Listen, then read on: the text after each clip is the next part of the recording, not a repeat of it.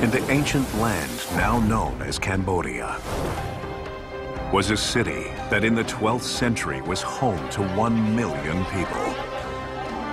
At its heart, a magnificent temple born from horrific violence to build heaven on earth.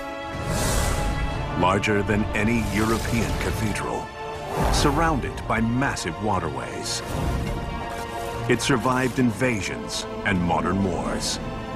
One of the greatest temples in the world, Angkor Wat.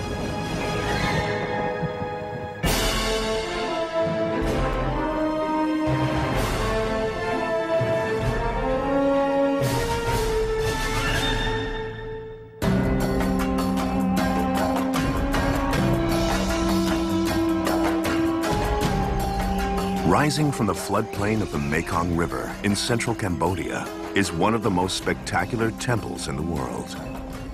This is Angkor Wat. Once a Hindu temple, now a stunning monument to Cambodia's golden age. Angkor means city, and Wat is a temple or pagoda.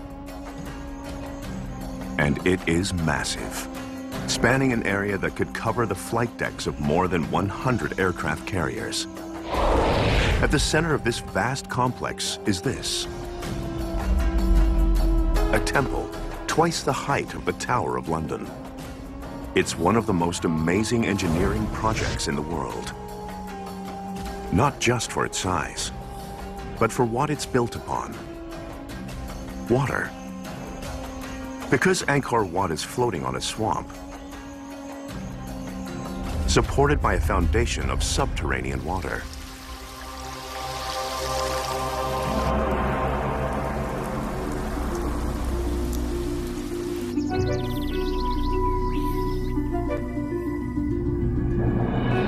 Mysterious and captivating, its enormous scale and beautiful carvings are the brainchild of an autocratic king. His name is Suryavarman II, Shield of the Sun. Suryavarman is in his prime. Archaeologist Charles Hyam believes that Suryavarman was more than just a man. He's a muscular, powerful military leader, but he's also a demigod. Everyone around him is on their knees. Yet, despite his supreme power, what motivates him to build Angkor Wat might be his own insecurity.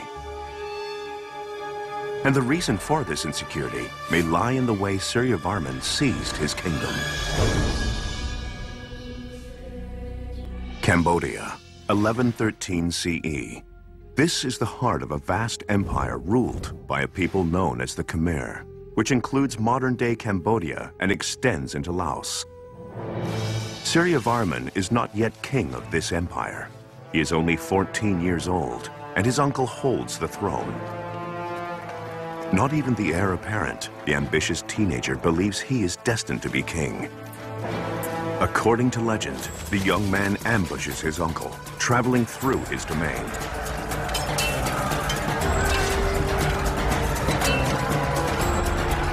As the fight continues, the youngster breaks away and leaps onto the old king's elephant and kills him.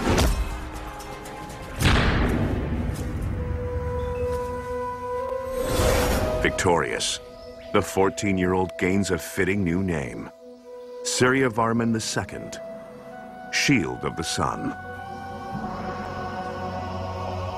Having seized the throne, Suryavarman immediately sets out to consolidate his hold on the empire. It was a true, gigantic and sophisticated empire. Stone conservator Simon Warwick is fascinated by Suryavarman's legacy. Perhaps on a level of the Roman Empire, though it hasn't been studied as much, but it was gigantic.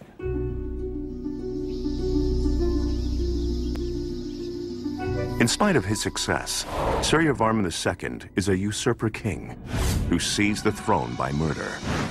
If he does not want to get overthrown by enemies opposed to his rule, he must establish his position as a god king in the eyes of his people. This is very common all over the world, in every culture. A king who has slightly dubious CV will impose himself with his architecture and his art to prove that he really was chosen by the gods. He certainly did that at Angkor. Consulting with his priests and advisors, Suryavarman pursues an aggressive plan. He starts by selecting the Hindu god Vishnu as his patron. His choice sends a powerful message, since Vishnu is invoked by other kings in times of war.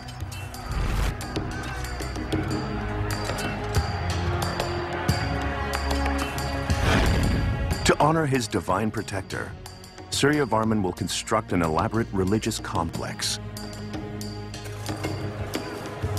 This would not be built of wood like any normal Khmer building, because wood, like man, perishes.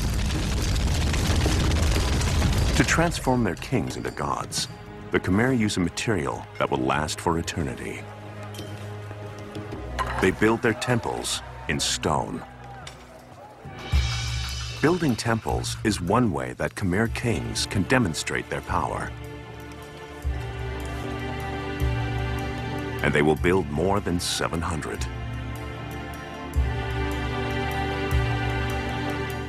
But Suryavarman wants his masterpiece to surpass them all. It'll be the largest temple in the Khmer Empire, Angkor Wat.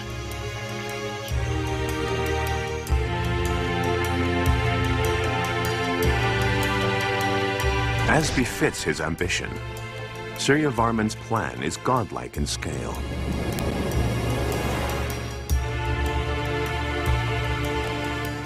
Angkor Wat will reproduce on Earth the world of the gods in every detail. The Hindu conception of heaven was Mount Meru, and Mount Meru occupied a mythical place somewhere north of the Himalayas. And there were 5 mountain peaks where the gods lived. Here you had to reconstruct that. So, at the center is an enormous temple mound, topped by 5 towers soaring 65 meters above the floodplain. This is known as the Temple Mountain. The Temple Mountain was clearly a place of worship, but it may also have had another, equally sacred purpose. The building presents conflicting clues. It is dedicated to the Hindu god Vishnu, yet it features Suryavarman II's posthumous name, Parama Vishnu Loka. It faces due west, the compass point associated with Vishnu, but also the direction of death. When the king became king, the first thing in mind that he had was when he died, he had to go to heaven. And so here they had to reconstruct, literally, heaven on earth. And there was already a massive project. He had a large army of architects, he had his priests, he had his soothsayers, he had everybody organized from the word go to build this massive complex, so that on death, he went straight to heaven. Hayam believes that Suryavarman planned this complex as his gateway to the afterlife.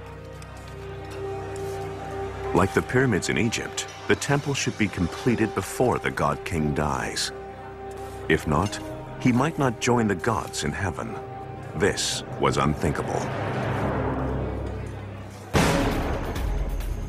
But just clearing the site amid the steamy rainforest is the first challenge. Because the area it covers is huge, some 500 acres. It's hard to get your head around how big 500 acres is. For engineer Ed McCann, the scale of this place is staggering. 500 acres is about the size of 250, 300 football pitches. It's not just the size of the site that is daunting. The construction hurdles are equally formidable. This will be covered with trees that are from this sort of size to, meters in diameter of hard tropical wood. They've got a few machetes and maybe an axe or two, and they've got to chop their way through this in the middle of steaming heat and bugs and beasties everywhere, and this would have been a mammoth task, an absolutely mammoth task to clear this area. Like most of Cambodia, Angkor sits on a flat, waterlogged plain. But it is the capital of the Khmer Empire, and to boost his prestige, Suryavarman needs to build here. So his men must erect millions of blocks of stone in the middle of a flat flood plain where there is no quarry.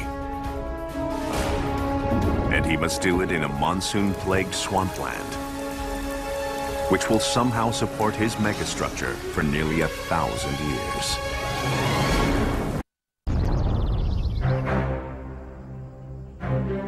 Suryavarman II's temple, Angkor Wat, will soar above Cambodia larger than any medieval cathedral.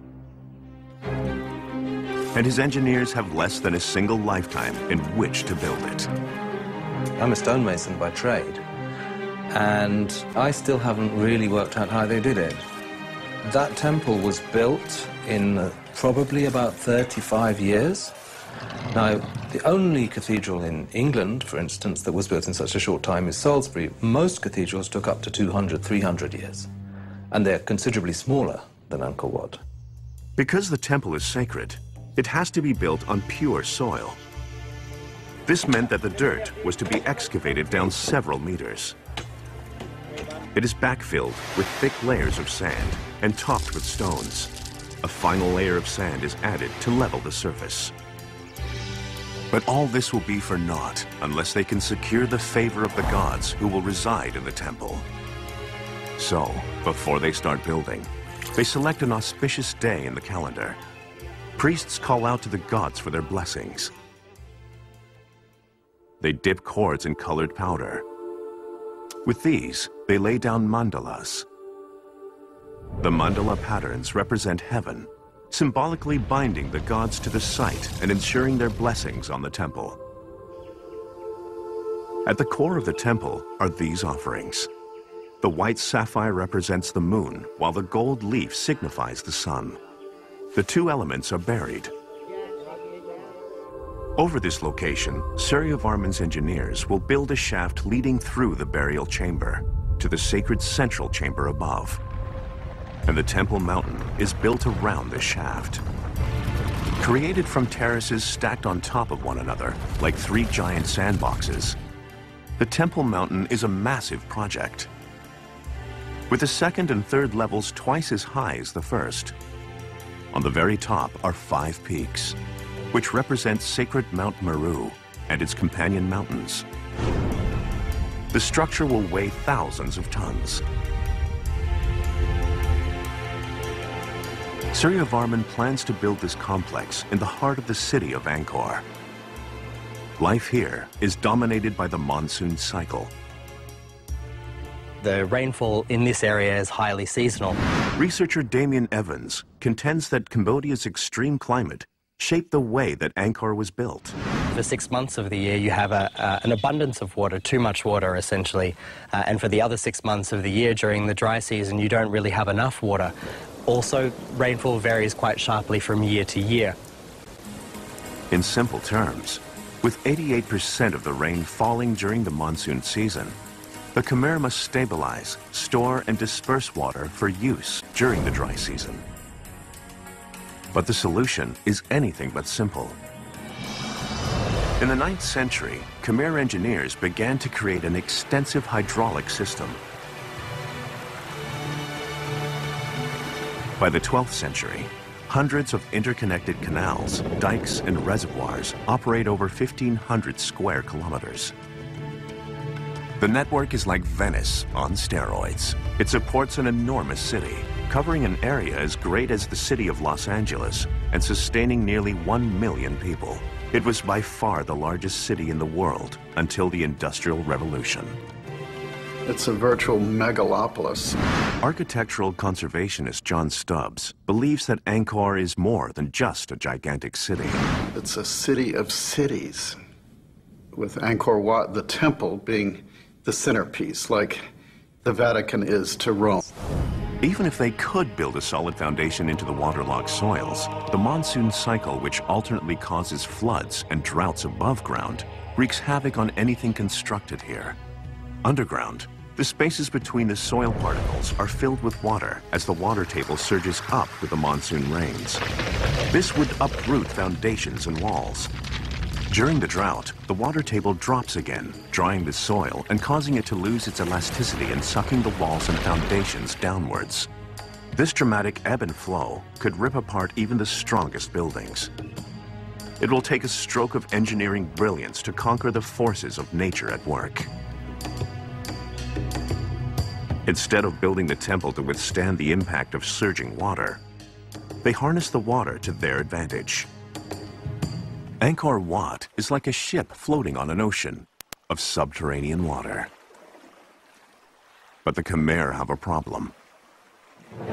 There's only enough water to float on during the rainy season. How will they prevent this ship of stone from settling on the bottom throughout the other months? To keep the temple stable, they must create a reservoir nearby to keep the water table topped up all year round. The secret mechanism that protects the temple lies in one of its most visible features. The moat surrounding Angkor Wat is gigantic. The outside perimeter extends 5 kilometers, and it's 200 meters wide. Its distinctive shape is clearly evident from space. When complete, the moat will collect the runoff of the monsoon rains from the temple site, minimizing the upward surge of the water table. During the dry season, water absorbed by the soil from the moat reservoir keeps the water table constant. And the high water table forms the foundation upon which the temple is constructed to keep it from sinking into the mud. In order to fulfill this sort of objective, the state was galvanized. You had to get people from all over the kingdom. We do, in fact, have one temple that was constructed some distance from here where we have all the records in stone of what they did. They brought in workers from every point of the compass. Hundreds of thousands of people would have been involved, and the work would have been highly seasonal. Most of the food production in this area happens between roughly the months of May and November or December. Throughout the rest of the year, you essentially have a large amount of people who aren't really engaged in food production and who are available for co-opting by the king, by the rulers, in order to come here and be involved in mega projects like this. Like a modern government, Suryavarman uses major public works projects to keep his people busy in the off-season. Experts believe that laborers work to fulfill a feudal obligation to the king, although the workers may have also been motivated by the promise of a spiritual reward. With an estimated 5,000 disciplined workers for the moat alone, Suryavarman can drive the excavation forward at a fantastic pace. The moat workers first dredge 1.5 million cubic meters of silt and sand from the site, enough to fill almost 200,000 dump trucks. That's a lot of spare earth, and it has to go somewhere. But Suryavarman's engineers have already planned for this. The sand will be contained by walls to form each of the 3 great terraces. However, without concrete to bind or steel to reinforce them, how can simple stone walls contain this mountain of free-flowing sand? Behind the brilliantly carved surfaces is another secret of Angkor Wat. A stone called laterite. Laterite is a magic stone. You cut it out like butter, you shape it, and then it hardens like a rock. It lasts forever. In English, the word laterite comes from the Latin later, which means brick. And hidden within the flat land, the high temperatures and heavy rain of Cambodia make it the perfect place for laterite to form.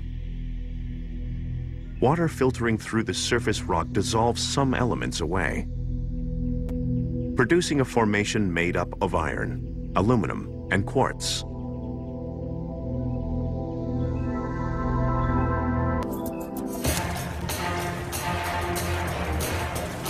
Suryavarman's laborers work quickly, cutting blocks to make a rough fit because laterite is easiest to work when damp. Other teams move them into place. And slowly, the sacred structure, defined by Suryavarman's priest architects, starts to take shape. But laterite is not beautiful. It's full of holes, and it cannot be carved into the delicate bas-reliefs worthy of a god king. For the surface of Angkor Wat, Surya Varman needs a regal stone. Something that will shimmer in the sunlight, reflecting off his temple's lintels and portals, its stairs and towers, and sculpted facades. When they are finished, the laterite will be completely encased in sandstone. Simon Warwick sees an Indian influence in this approach. Following from India, where they would find these giant rocks and carve them into temples, not having this situation in Cambodia, it's possible that they seem to create their own monolith by building it first out of rough blocks and then carving it later. So in a way, you're not looking at a dynamic building like a cathedral, but a gigantic sculpture. To find the tons of sandstone needed to complete Angkor Wat, Surya Varman's engineers will travel far to the north to a holy landscape where the Khmer Empire began, the Kulin Hills. Kulin's great cliffs are the source of the rivers, among them the Siam Reap that fertilize the expansive Angkor Plain. They are home to the earliest Khmer temples. To honor this sacred place, Khmer artists have carved phallic symbols known as linga in the riverbanks. These icons bless the water, imbuing it with power and strength as it makes its way to Surya Varman's kingdom far below. The journey is at least 30 kilometers.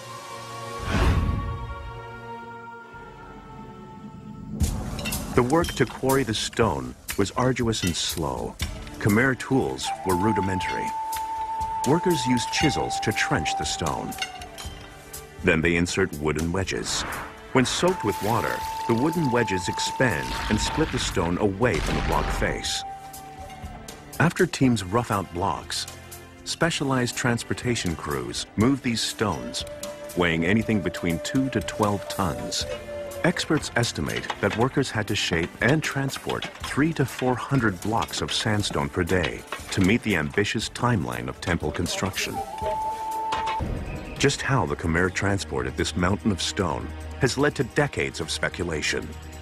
But some evidence is carved into the stone itself. In this bas-relief, we can see the Khmer using floating bridges and rafts to carry people and animals across water. The circles represent bamboo poles lashed together in a crude bridge, bobbing above the river teeming with fish and supporting the weight of an entire army on the move. It seems likely that the crews would have loaded the stones onto some sort of barge or raft, which was floated into one of the many channels leading to the temple site. Once on the canal system, the barge is towed by animal traction, possibly elephants or water buffalo. If, during the dry season, water levels in the canals are too low, the Khmer might block the arches of the road's bridges to create a lock, providing steady passage for the convoy of stones. At the Angkor Wat site, workers swarm all over, unloading and stockpiling the sandstone blocks. It's also important to remember that this is a huge feat of logistics and supply as well. If you were to be standing here 800 or 900 years ago watching this thing being put together, what you would see is just vast armies of people, elephants, cables, gurneys for placing stones into place, an elaborate system of bamboo and ropes in order to move everything into place and get it into the right spot. The workers hurry to create temple walls from stone blocks, but they now face a new challenge, moving the stone around the site. And the moat once again proves its usefulness. Now it functions as a port. By floating the blocks around the moat, materials can be delivered directly to any side of the site. One of the most commonly asked questions at Angkor is, what are these holes for in the stone? And the answer is they're probably designed so that you could put in a large stake of wood and then moisten it with water so that the wood would then swell up. And then it's easier on each side of the stone to attach ropes. The pegs provide handles for workers to manipulate the stones by hand and ropes. Some experts suggest that workers made extensive use of scaffolding and a primitive block and tackle system, which would have allowed them to lift stones into position. Elephants were also used on the job site to move stones around and provide